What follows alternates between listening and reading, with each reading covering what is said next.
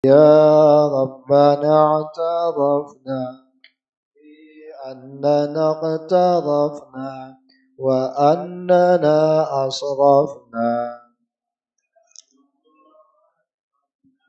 فتب علينا توبة تغسل لكل حوبة لنا العورات وآمن الروعات واغفر ربي ومولودنا والآل والإخوان وسائر الخلان وكل ذي محبة أو جيرة أو صحبة والمسلمين أجمع آمين يا ربي يسمع فضلا وجود منا لا باكتساب منا بالمصطفى الرسول نحظى بكل سود صلى عليه عد الأب وآله والصحب عدد طش الصحب والحمد لله في البدء والتناهي اللهم صل وسلم وبارك عليه وعلى آله. Kita masih pada subbab kaidus syaitani lil insani, tipu daya setan kepada manusia. Hal ini berkaitan dengan ayat yang kemarin, yaitu surat Shad ayat ke-35. Rabbighfirli wa habli mulkan la yanbaghi li ahadin min ba'di. Ya Tuhanku, ampunilah aku dan anugerahilah aku kerajaan yang tidak diberikan kepada siapapun setelahku. Dan ayat yang selanjutnya yaitu hadza ata'una famnun au amsik bi ghairi hisab. Dan ini anugerah kami, berikanlah untuk orang lain atau tahanlah tanpa dihisab. Bismillahirrahmanirrahim. Qultu, aku berpendapat aidan wa makna qauluhu bi ghairi hisab, dan juga makna dari firman Allah bi ghairi hisab, tanpa hisab. Imma annahu ma'khudhu min tarkil addi masyaru ilaihi, yaitu baik bahwasanya ini dipahami dari yang mengisyaratkan tidak dapat dihitung atas hal tersebut. Biqaulihi, dengan firman Allah, wa in ta'uddu ni'matallahi la tuhsuha, dan jika kamu menghitung-hitung nikmat Allah, maka kamu tidak dapat menghitungnya. An-Nahl ayat 18. Atau ini juga huwa, itu juga bermakna ma'khudhu min tarkil muhasabati fil akhirati, yaitu dipahami dari tidak dihisab di hari akhir, di akhirat. Ala adamil qiyami bi syukrin ni'ami, sekalipun tidak ada pelaksanaan untuk bersyukur terhadap nikmat. Imma li khususiyati ikhtassa biha Sulaiman alaihissalam, baik ini sebuah keistimewaan dan kekhususan bagi Nabi Sulaiman alaihissalam, au li'annal ala Dawuda, atau karena bagian dari keluarga Nabi Daud alaihissalam.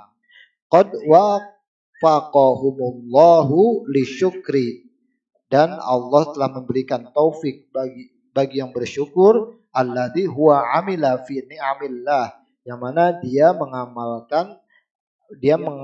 melaksanakan terhadap nikmat Allah bi ta'atillah, dengan cara taat kepada Allah. Qala Allah Ta'ala, subhanallah wa ta'ala, yaitu Allah berfirman, i'malu ala Dawuda syukran, wa qalilun min ibadiyasy syakuru.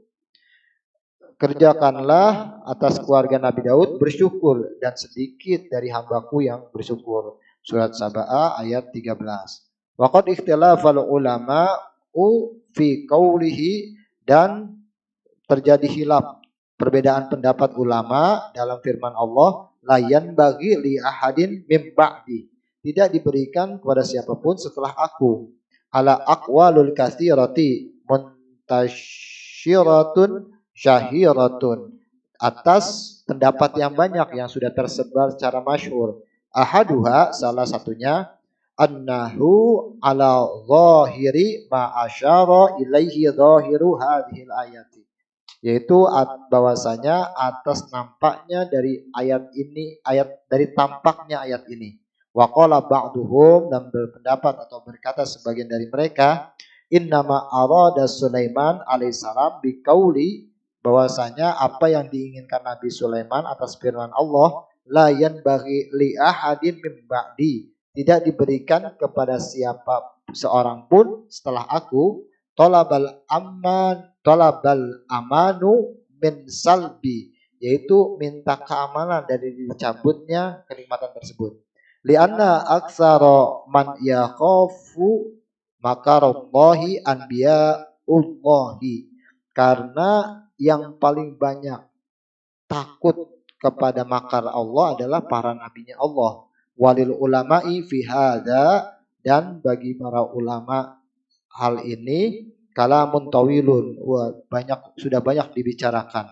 Mahallu bastihi kutubun ta'wilit tanzili, tampak pembahasan ini pada kitab kutubun ta'wilit tanzil. Wallahu a'lam.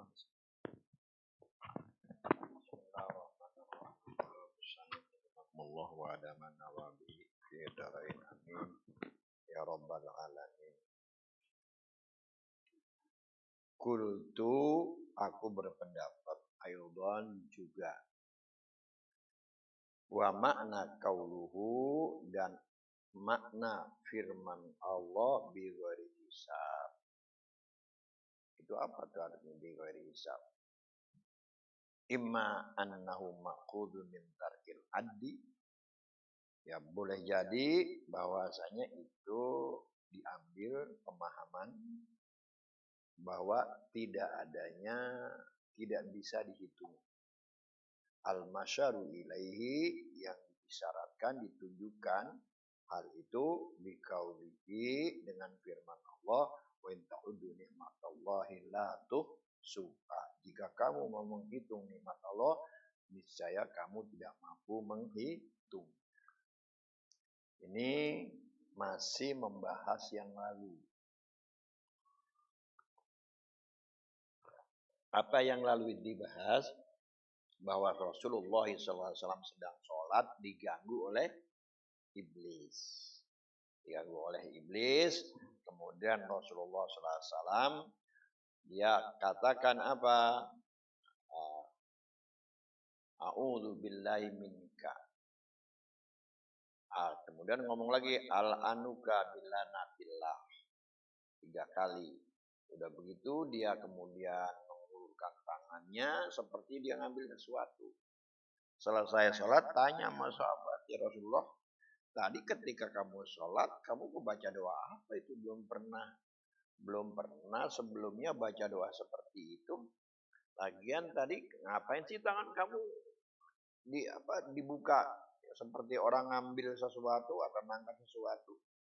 Nah, kata Rasulullah begini, itu tadi ketika saya sedang sholat, iblis datang menggoda saya, bawa colen daripada api neraka mau disundutin ke muka Rasulullah. Kata Rasul, a'udzu minka, gitu kan. A'udzu billahi minka, aku berlindung kepadamu dari kejahatan. Aku berlindung kepada Allah dari kejahatan. Kemudian aku katakan, aku kutuk kamu dengan laknat Allah dan lain sebagainya, ya. Terus tangannya ngapain tuh kayak begitu? Tanyanya. Kata Rasulullah, aku pegang dia, ya. Pegang dia, tangkap dia, aku mau hukum dia. Kalau kata aku kagak inget nggak ingat akan doa saudaraku, wah udah diikat tuh. Udah ikat tuh setan. Biar besok pagi anak-anak kecil kota Madinah pada main, dibuat mainan dia. Nah, yang jadi bahasan adalah apa? Laula da'watu akhina Sulaiman. Kalaulah tidak karena doa saudaraku Nabi Sulaiman, aku udah tangkap, ikat. Lalu kata pengarang kitab kita, menurutku yang dimaksud oleh Rasulullah SAW itu tentang doanya Nabi Sulaiman, dibaca ada dua ayatnya. Ya. Di antaranya apa? Nabi Sulaiman minta, ya Allah, saya minta diberikan suatu kerajaan yang tidak engkau berikan, yang tidak dimiliki oleh orang sesudah aku. Nah, di ujungnya begini, setelah dikabulkan dia, dikasih apa Nabi Sulaiman? Kemampuannya dia dapat mengendalikan angin. Kemudian iblis yang dia juga bisa menundukkan setan, tukang ahli bangunan, tukang yang kuas seram, dan yang bandel-bandel dia ikat, itu setan tuh, itu dia ikat sama dia ya. Kemudian Allah ya, itu permintaannya Nabi Sulaiman itu. Nah, di akhir hayat begini ayatnya. Hadza atauna. Inilah pemberian kami kepadamu hai Sulaiman. Inilah anugerah kami kepadamu. Dikasih duit macam-macam. Famnun, silahkan kamu kasih ke orang lain. Au amsik, atau yang ini kamu gak kasih ke orang lain. Bi ghairi hisab, tanpa hisab. Gitu. Nah, ini tanpa hisab ini larinya kemana? Karena ada kalimat begini, inilah anugerah yang aku berikan kepadamu. Tuh. Apakah ini bigori hisab ini kaitannya dengan anugerah, ataukah kebalikannya silahkan kamu berikan kepada orang lain, mungkin yang ini kamu tahan gak berikan, silahkan. Apakah penjelasannya ke situ? Gitu. Jadi ya, dalam bahasa memang kayak begitu. Ini bigori hisab penjelasan yang mana?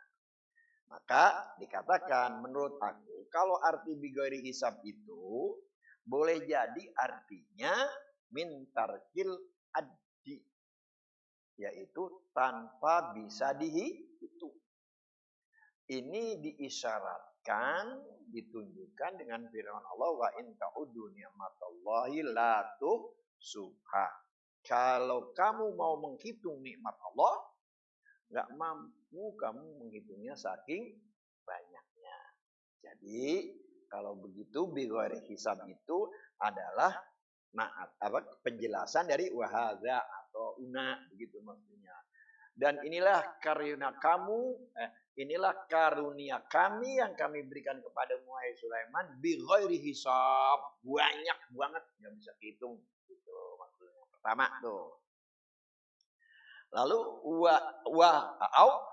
huwa ma'khudun min tarkil muhasabah fil akhirah. Atau kalimat itu diambil pemahamannya, dipahami bahwasanya dia tidak dihisab. Tidak dimintakan pertanggungan jawab fil akhirati, di akhirat nanti. Pertanggungan jawab apa? Ala adamil qiyami bisyukri ni'am. Dengan tidak adanya syukur nikmat.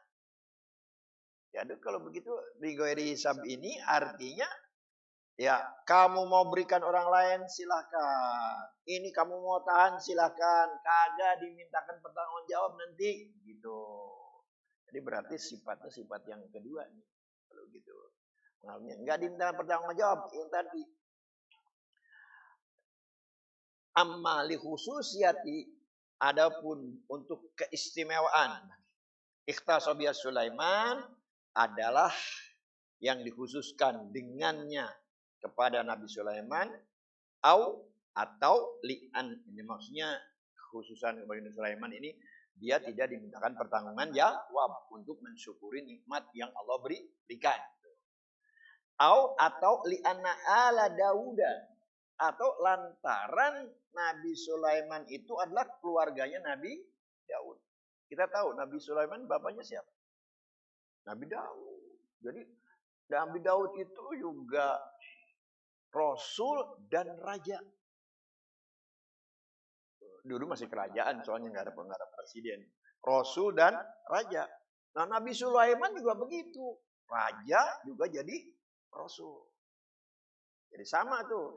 Nabi Daud juga bisa juga menundukkan beberapa jin, bisa juga. Yang kita tahu mah Nabi Daud ini ya suaranya ya. Suaranya yang merdu benar. Itu kalau dia lagi bersuara seperti itu bisa-bisa jin juga tunduk sama dia. Nah, Nabi Daud ini boleh jadi artinya tidak dimintakan pertanggungjawab nanti di akhirat terhadap nikmat yang Allah berikan kepadamu, terserah kamu saja. Boleh jadi karena Nabi Sulaiman itu adalah keluarganya Nabi Daud. Emang kenapa dengan keluarga Nabi Daud? Waffaqahumullahu lisyukri alladzi huwal amalu fi ni'amillahi bi ta'atillah. Sebab Nabi Daud itu adalah orang yang diberikan taufik oleh Allah Subhanahu wa taala untuk bersyukur terhadap nikmatnya itu dalam bentuk dia melaksanakan, dia menggunakan nikmat-nikmat itu dalam taat kepada Allah. Jadi kalau orang taat kepada Allah, itu otomatis bentuknya adalah bentuk syukur. Nggak pakai diucapin juga ada syukur. Kita dikasih rezeki oleh Allah. Rezeki itu kita gunakan untuk taat kepada Allah. Ya itu udah syukur. Jadi Nabi Sulaiman kalau dia mau berikan nikmat itu kepada orang lain atau dia tahan, itu kan dalam rangka ketaatan. Berarti itu udah bersyukur. Bighairi hisab. Gak lagi kamu dihisab nanti. Begitu sebenarnya penjelasannya ya. Jadi karena i'malu ala Dauda syukran. Berbuatlah wahai keluarga Daud syukron sebagai bentuk syukur. Beramalah kamu.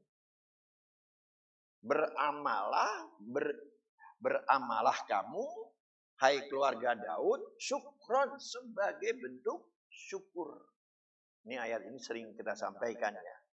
Jadi bentuk kalau orang sedang beribadah kepada Allah namanya dia syukur. Seperti yang Nabi Muhammad malam-malam sholat sampai tangis keluar air mata, sedih banget.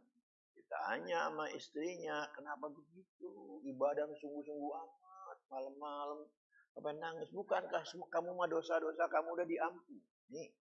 Bukankah kamu dijamin masuk surga? Kata Nabi, apakah engkau tidak suka kalau aku menjadi hamba Allah yang bersyukur? Jadi ibadah itu merupakan bentuk syukur. Itu maksudnya ayat tadi. Selesai dah. Ya.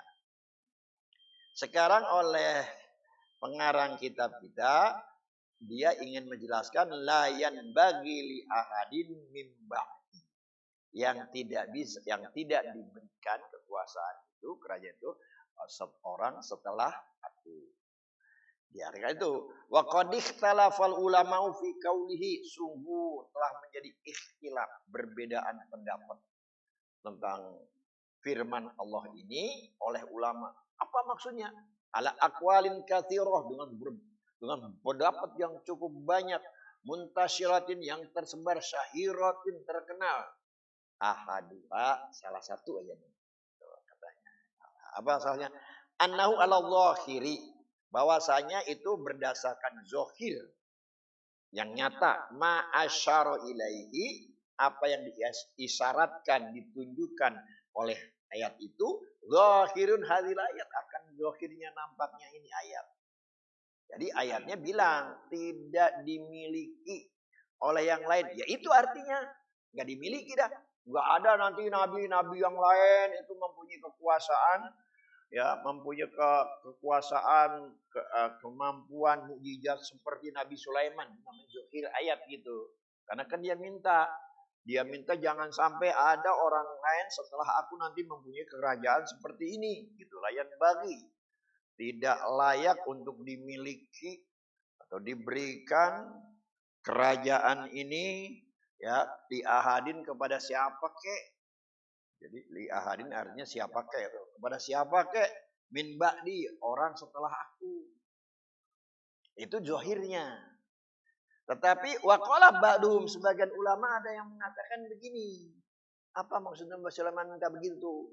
Maksudnya apa? Innama aroda Sulaimanu alaihissalatu wassalam biqaulihi.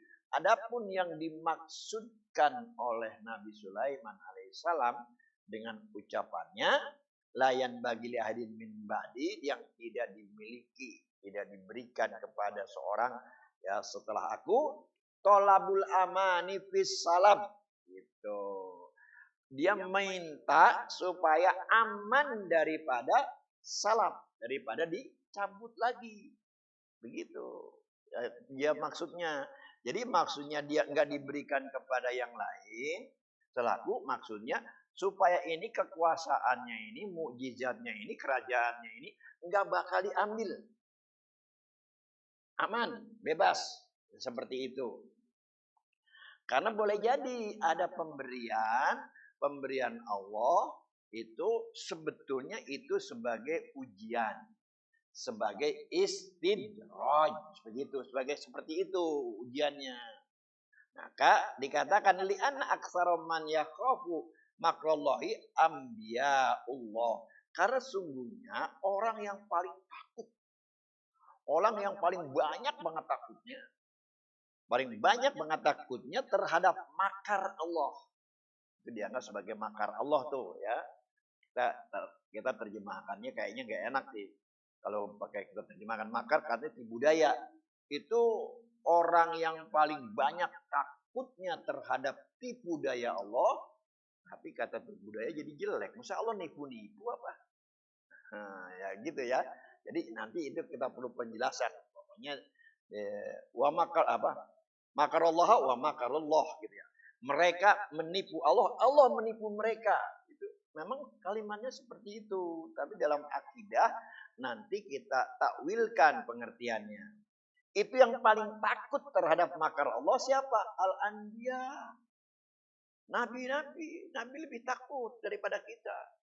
Jadi kalau dapat kenikmatan, takut banget nabi. Para nabi-nabi takut, ini jangan-jangan kenikmatan istidraj. Jangan-jangan kenikmatan ini udah ujian nih. Saya bisa menjerumuskan saya. Oleh karena itu Nabi Sulaiman ketika dia minta, siapa yang bisa bawa itu singgasana Ratu Bilqis, bawa kemari. Siapa yang bisa? Kata jin ibrit, saya bisa. Sebelum kamu bangun dari tempat dudukmu, saya udah bawa itu kemari, kata jin ibrit. Tapi kata yang lainnya, yang orang yang alim mengatakan, saya mampu sebelum kamu berkoblaan torfata lain, sebelum kamu berkedip sudah mampu. Kemudian datang itu singgasananya itu. Singgasana itu semacam kursi lah, kursi kerajaan yang kebesaran Bilqis. Itu kalau saya baca terbuat dari kakinya, semuanya itu terbuat dari permata semua. Padahal ketika Ratu Bilqis itu mau menghadap Sulaiman, kalau nggak salah Ratu Bilqis itu di Yaman ya. Nabi Sulaiman di Mekah apa di Madinah ya Nabi Sulaiman. Jauh tempatnya. Dia datang tuh dengan pasukannya. Dengan membawa hadiah yang sangat banyak. Datang dia. Ketika dia diketahui sama jinnya. Coba Ibrit ada bawa rombongan dari sana akan datang. Kata Nabi Sulaiman, siapa yang bisa bawa kursi dia? Bisa akhirnya dibawa. Begitu dia lihat ada. Apakah? Ada min fadli Rabbi. Ini karunia Allah. Ada min fadli Rabbi. Itu sekarang banyak banget itu saya lihat. Di apa? Iya, di mobil. Ada min fadli Rabbi. Artinya ini karunia Tuhanku. Pemberian ya karunia ya. Ini hadza min fadli Rabbi. Dia bersyukur. Ini karunia pemberianku. Cakep juga sih kalau gitu ya. Iya, jadi enggak dia ngajarin kita. Kita lagi di belakangnya dia hadza min fadli Rabbi. Ya, syukur dia. Liyab luani buat menguji aku. Askuru am akfuru. Apakah aku bersyukur atau aku kufur?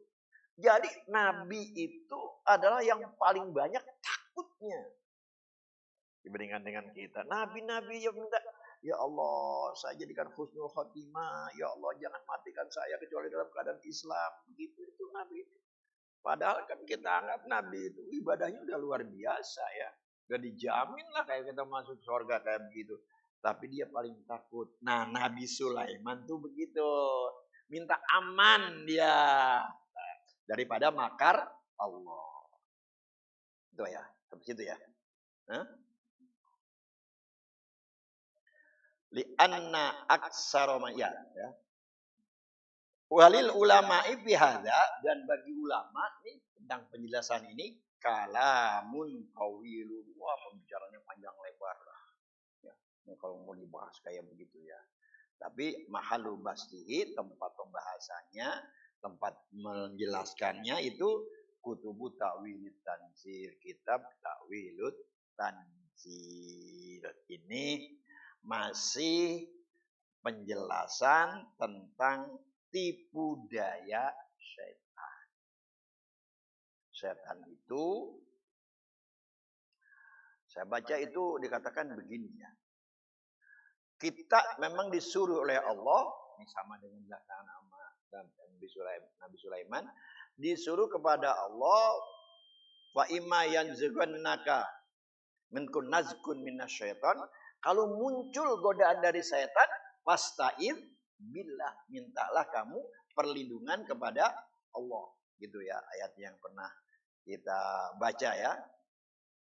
Mintalah perlindungan kepada Allah minasyaitonir rajim, daripada setan yang terkutuk. Kita jadi wa imma yanzaghannaka minasyaiton nazgun, apabila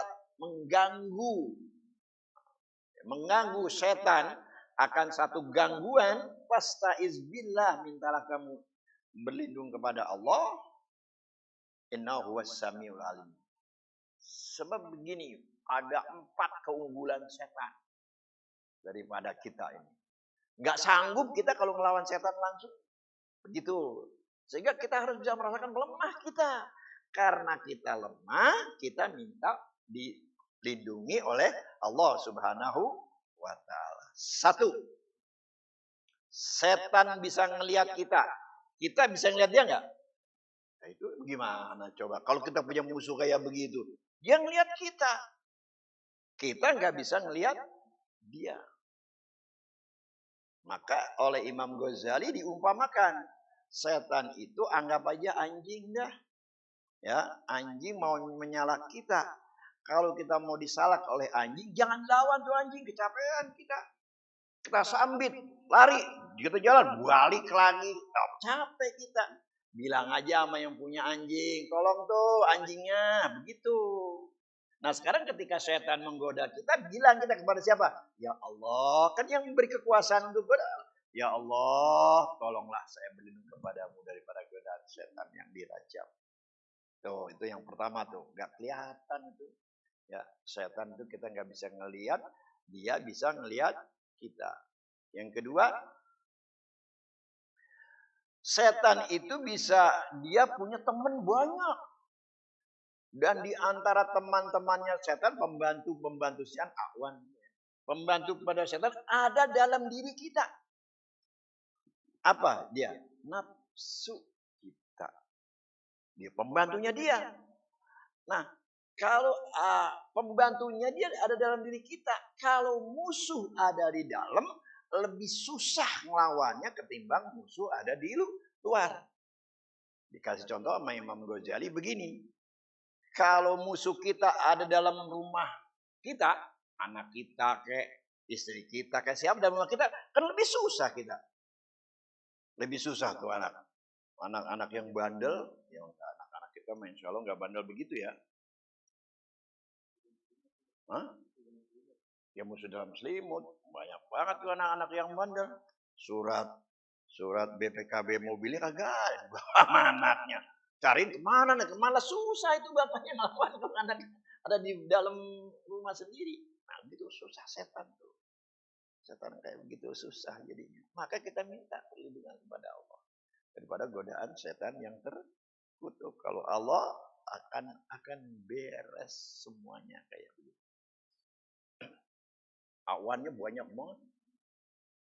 Ya. Kita harus tahu nanti juga ada madkhalnya. Tempat masuknya mana sih dia?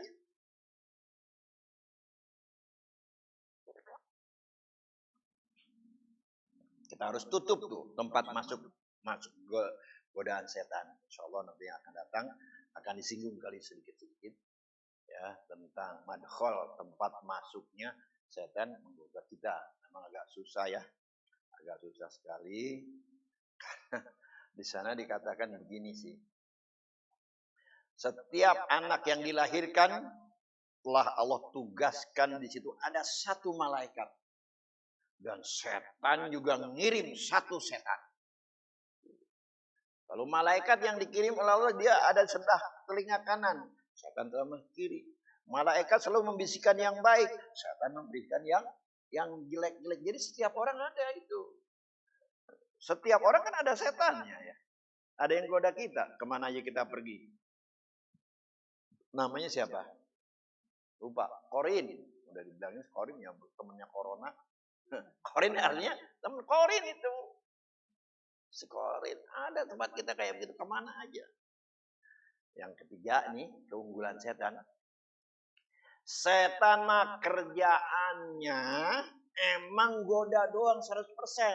Kita kerjaan kita banyak banget yang kita urusin. Sehingga apa jadinya? Ya kalahlah kita. Kadang-kadang kita ngurusin anak, ngurusin kerjaan, ngurusin istri, pikiran. Setan mah urusannya menggoda doang satu. Jadi tahu banget celah-celah kita. Itu yang ketiga itu tentang keunggulan setan daripada kita. Jadi memang kita perlu sekali minta perlindungan dari Allah Subhanahu wa taala. Fastaiz billahi minasyaitonir rajim. Enggak kelihatan dia ngeliat kita enggak ngeliat dia. Temennya yang bantu dia ada dalam diri kita. Waduh susah banget ya kayak begitu ya. Nolonginnya kita. Ya, yang ketiga emang dia mah kerjaannya juang goda terus. Kita mah sibuk dengan yang lain. Yang terakhir kalau saya nggak salah ada 4 tuh kalau nggak salah yang terakhir bahwasanya setan kagak pernah lupa godain kita. Kita yang suka lupa sama setan. Kita sering lupa sama setan. Oh dia selalu setan. Nah dia mah nggak pernah lupa kalau godain kita. Nah dari situ kita nanti adik-adik juga sering-sering kita minta berlindung kepada Allah daripada godaan setan yang terkutuk. Karena kalau kita sering berdoa minta perlindungan kepada Allah dari godaan setan yang terkutuk, artinya kita lagi ingat bahwasanya setan selalu menggoda kita. Kita minta perlindungan kayak begitu. Ngapain aja minta perlindungan. Jadi bukan hanya ketika membaca Al-Quran. Ayat yang tadi kan begitu. Kesulitan kita, kadang-kadang kita tidak sadar ada bisikan itu dari setan. Atau kita sadar ada bisikan. Cuma kita kagak tahu bisikan itu dari setan apa dari malaikat. Karena malaikat tadi juga dia memberikan bisikan yang baik. Namanya mulhim. Malaikat pemberi ilham. Dia selalu bisikan yang baik. Nah kalau setan bisikan apa? Was-was. Bisikan-bisikan yang jahat. Bahasanya emang bisikan. Terjemahannya enaknya ya. Sebab dia bentuknya pelan-pelan, halus begitu. Jadi dianggap bisikan-bisikannya itu. Malaikat juga memberikan bisikan. Nah semua itu bahwasanya bisikan setan dan bisikan malaikat memang secara fisik kita tidak mendengarnya. Tetapi dapat kita rasakan. Ada nggak bisikan itu? Ada. Kita bisa rasakan nggak? Kita bisa rasakan. Ada bisikan yang jelek. Ada bisikan yang baik. Itu bisa kita rasakan. Kalau secara fisiknya dengernya. Kita enggak. Hanya saja kita harus tahu ilmunya. Ilmunya ini bisikan setan. Ini bisikan iblis. Karena kadang-kadang, begitu kata ulama, setan itu juga membisikkan hal-hal yang baik. Tapi setan tidak pernah mempunyai tujuan baik. Ya.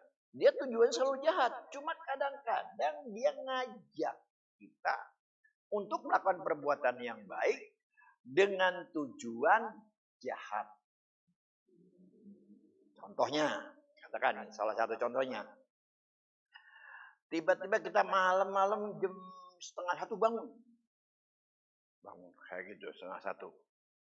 Bangun dibisikin sama setan, ya udah daripada ngantuk itu, pokoknya sholat tahajud, baca Quran apa aja begitu. Malam ini baca Quran. Kan bagus itu ya, kayak gitu. Cakep, itu cakep. Tujuannya bukan itu, tujuannya jahat. Apa? Akhirnya dekat subuh ngantuk, tidur kagak sholat subuh dia. Nah kalau begitu ibadah dia yang malam-malam gitu nggak bisa sholat subuhnya kesiangan, itu kan namanya meninggalkan yang afdol. Itu tujuan setan. Itu yang kita nggak ngerti tuh kadang-kadang. Jadi setan bisa saja mengajak bisikan-bisikan yang baik.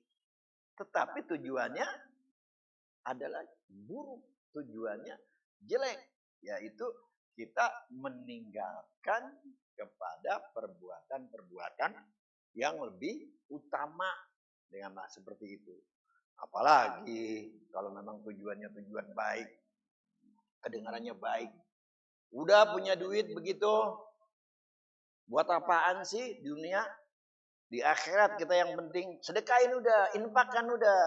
Infakkan aja jebret aja kayak begitu. Kan cakep itu setan ojek kayak gitu. Tapi tujuannya jelek apa? Ntar udah diinfakkan begitu ditanamkan rasa ujub. Bangga kayaknya gua doang ya berani bantu gitu. Habis itu. Ya dosa itu malah kalau begitu. Kenapa dia dosa? Karena dia nganggap, ini kalau orang-orang tasawuf ngomong ya, ujub itu dosa besar. Karena dia nganggap perbuatan itu munculnya dari dirinya. Bukan dia lupa kepada Allah. Allah yang nolong semuanya. Kan dia lupa. Dia merasa itu perbuatan dirinya. Sehingga dia merasa bangga. Kayaknya gua doang kali ya. Apa namanya yang paling ikhlas. Gua doang kali yang kayak begitu. Itu setan tuh. Kalau dia nggak bujuk begini aja. Ketika infaknya biasa-biasa aja kayak orang-orang gitu ya. Ini mah enggak, infaknya gede, kata setan, udah yang gede aja. Buat apa sih? Ntar kalau mati lu nyesel sendiri. Kan bener juga itu. Ujung-ujungannya apa? Ujung dia terapkan. Jadi kita harus pandai-pandai itu. Pandai-pandai melihat bisikan-bisikan setan. Jadi tidak selamanya secara zahir, secara awal dia itu membisikkan kepada yang baik, yang buruk. Kadang-kadang yang baik, tapi tujuannya adalah buruk. Yaitu kita mengerjakan yang utama dengan meninggalkan yang lebih utama.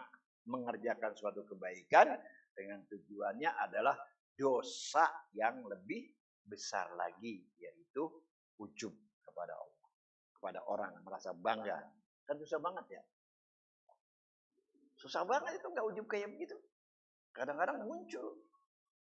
Yang pernah saya katakan, Ustadz, saya udah ngomong bahwasanya saya waktu itu masih di Dewan Kelurahan saya udah ngomong, saya mau infak kagak, jangan kayak disebutin namanya. Disebut juga. Ibu-ibu, maunya ibu bagaimana? Saya maunya udah bilang sama pengurus masjidnya, ini infak dari saya ya, bilang aja ini dari hamba Allah. Disebutin juga kayak begitu. Jadi kenapa memang ibu nggak mau disebut? Takut ria saya. Kalau begitu kan saya jadi ria. Saya bilang, Bu, masalahnya bukan di situ, Bu. Masalahnya di hati kita. Bisa nggak kita ikhlas? Sekarang kalau misalnya ibu nggak sebutin, mapan teh nggak disebutin, hamba Allah, kalau sodako 2 juta, hamba Allah 100.000, si fulan 500.000, wah kaya, kaya 500.000, gua yang miskinan 2 juta, ujub jadinya sama aja kan, sama aja. Jadi masalahnya bukan soal ria atau disebutin dan tidak disebutin, masanya sejauh mana keikhlasan kita. Ya, keikhlasan kita kepada Allah memang itu semua perlu dilatih.